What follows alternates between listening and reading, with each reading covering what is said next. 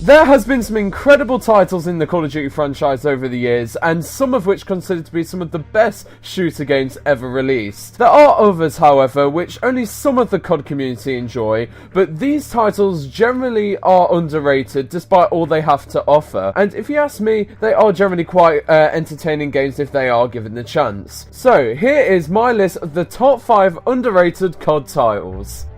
Number 5, Modern Warfare Remastered. Modern Warfare Remastered, in my opinion, is generally underrated for like little to no reason, and honestly, I have asked a lot of people what their favourite COD is, and a lot of the time they have said COD 4, and Modern Warfare Remastered is literally no different to COD 4. So, people have cried out for Modern Warfare Remastered, and when they received it, even before supply drops were added, they were unhappy with it. Why? It's almost unexplainable. Before and even after the addition of supply drops, Modern Warfare Remastered is exactly the same game as COD 4, but only with fancier graphics, so it can be played for years to come. Excluding the price tags and DLC, Modern Warfare Remastered still received backlash despite their quite stable servers and similarities to the original game. Even the M16 is still overpowered, which the fans requested. Even with supply drops, I think it kept the game like super fresh with new outfits, calling cards, emblems and weapons, and all of which can be bought with salvage by completing their collections. So look isn't necessarily the case, and new weapons don't necessarily change the gameplay, as they aren't always overpowered compared to the other weapons. Again, the M16 is up there, and Modern Warfare Remastered have even incorporated new fun game modes that weren't in COD 4, so there's more new stuff for players to try to keep the game fresh, which Modern Warfare Remastered shouldn't really be criticised for. Number 4, Black Ops 4. So, personally, I wondered whether I should even put this one on the list either, but we haven't even touched the game properly yet. But Black Ops 4, I feel, is receiving criticism, and is not generally being quite as hyped as it should be. Some fans are in love with it, some are turned away, and some are on the fence about it. But Black Ops 4 is looking like a great game to me, and there is no real judgment until you play it for yourself. It's boots on the ground, but adding new twists such as manual health regen and incorporating specialists into a boots on the ground game would be an interesting new experience. Set between Black Ops 2 and Black Ops 3, it has some futuristic elements but still remaining somewhat near future, so that it can reach out to fans that are not quite into the futuristic titles. The guns are not quite futuristic, so have a nice familiar feel and closely resembles to what we've seen in Black Ops 2 and Black Ops 3. Black Ops 4, I believe, is receiving unexpected backlash, which is why it's on the list really, and I don't believe any other YouTuber has pointed this out, but if Black Ops 4 is similar to Black Ops 3, which is what a lot of people are saying, and Black Ops 3 was probably the best advanced movement COD, and people loved it, there really shouldn't really be anything to be hating about. I say, it's also coming in with a Battle Royale mode, so Fortnite fans, you should probably like this.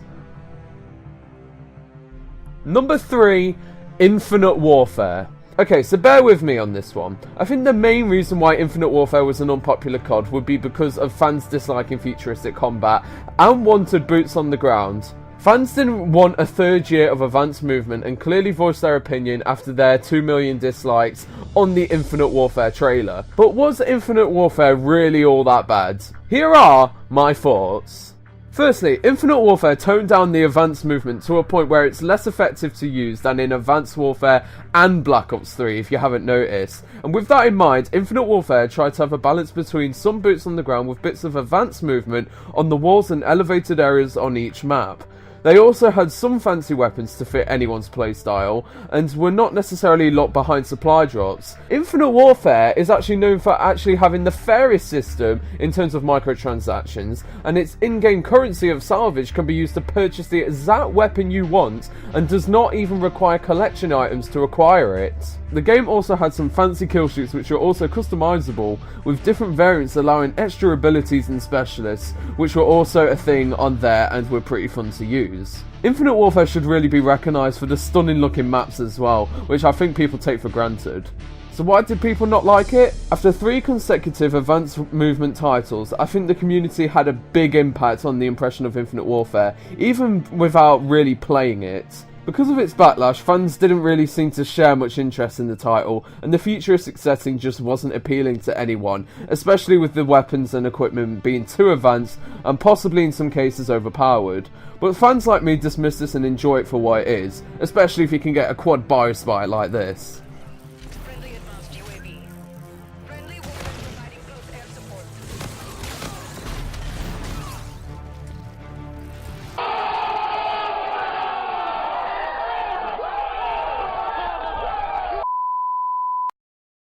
Number 2, Call of Duty World War II.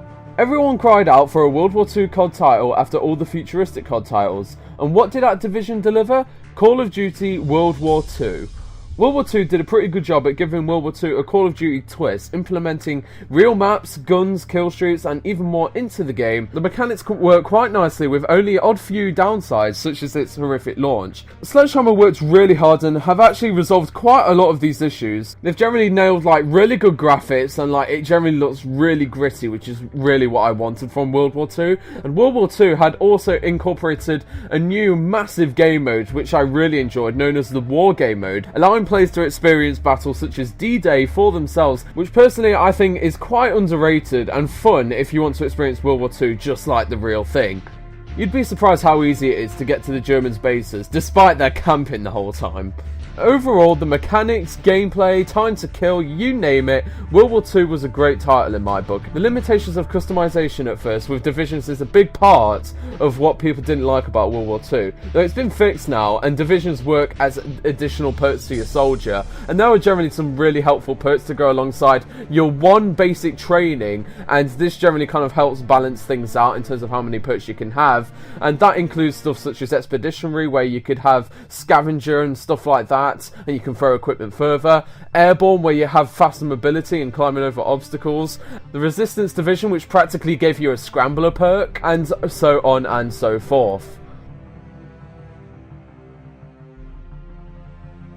And number 1, Call of Duty Ghosts.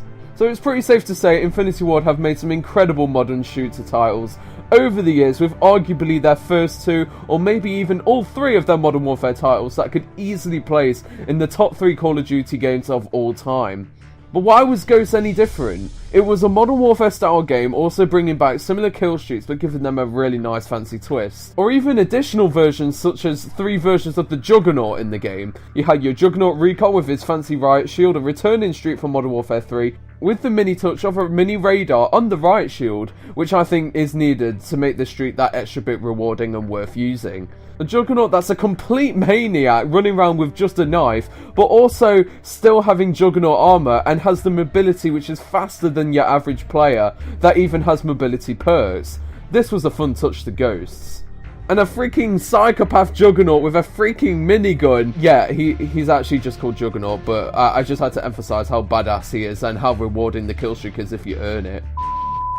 So they balanced out the Juggernaut so that you can either earn them by going on the Assault Strike package, so that if you die, your kill streak is reset, but that Juggernaut is more rewarding to get. And you do have Juggernaut Recon for the Strike package support, and that is also for players so that everyone can get themselves a Juggernaut if they feel like it. I know that I need one. So why else was Ghost so underrated? Ghost has some very unique maps in the COD franchise, which to the best of my knowledge we have never seen before, including the destructible environments allowing for some awesome tactical play, which can help win gunfights and can add replayability to the game. Some maps could also be treated as a 2-in-1 map, with Strike Zone giving the ability to transform into a destroyed version of the map, thanks to a lovely chem strike, which is the same as a Modern Warfare 3's Moab, and allow for different playstyles and also further replayability on those 2 maps. Another cool thing for the players who struggle to reach the high streaks can even earn them with field orders, which drop a care package containing a kill streak, which can go up to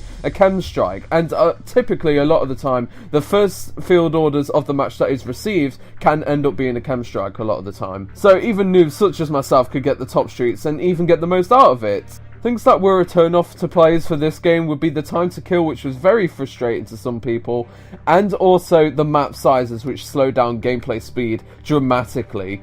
Though these maps did have some excellent diversity, which we don't see in COD titles too often, despite their sizes, I think a turn off of this game overall for most people was the realism of it, and the bigger battlefields, which, by the way, speaking of Battlefield, COD had a go at implementing some Battlefield mechanics into their game, which is what some COD fans didn't like.